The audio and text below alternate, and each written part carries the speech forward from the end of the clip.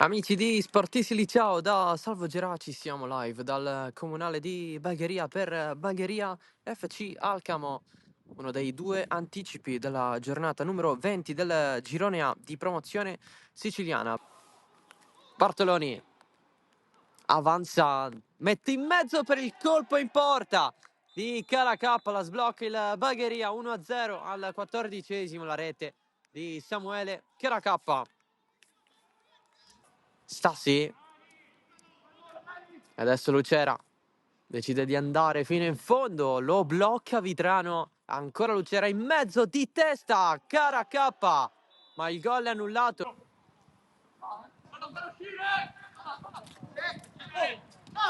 Recupera Bagheria con Rama, lì vicino c'è Gio. Imbucata per Stassi che va alla conclusione, è un cross basso, a chiusura di Vitrano in calcio d'angolo.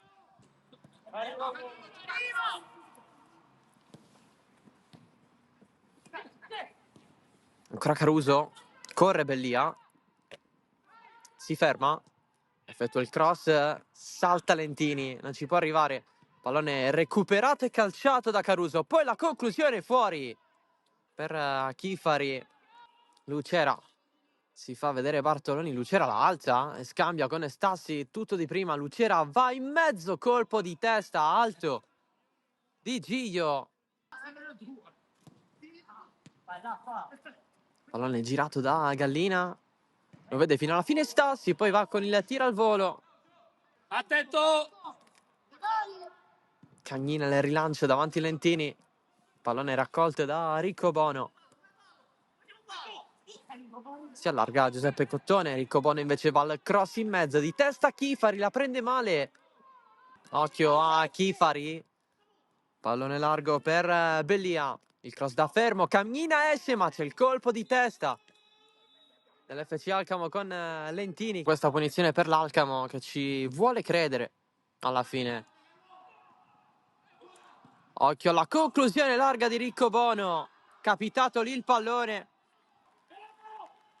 La battuta in mezzo, secondo palo, il colpo di testa di Lari Spina, il gol dell'Alcamo che fa 1-1. Il gol di Spina che fa gioire un'intera panchina, tutta in campo. Apertura di Bartoloni, la prende Stassi, chiede palla a Bartoloni, allarga invece da Gallina. Traversone in mezzo, colpo di testa all'indietro di Stassi. Grande parata di Misseri, ma tutto fermo. Fiorentino, fino in fondo, cross in mezzo, colpo di testa fuori di Florio. Intanto le nuvole cercano di scomparire, imbucata per Lentini, calcia male. Lucera. Punta Bellia, ancora Lucera, verso il centro, cross morbido di testa, Gio, prova il colpo. Stassi evita Badò, ma c'è il triplice fischio ufficiale, esulta l'Alcamo perché strappa un punto preziosissimo al comunale di Bagheria.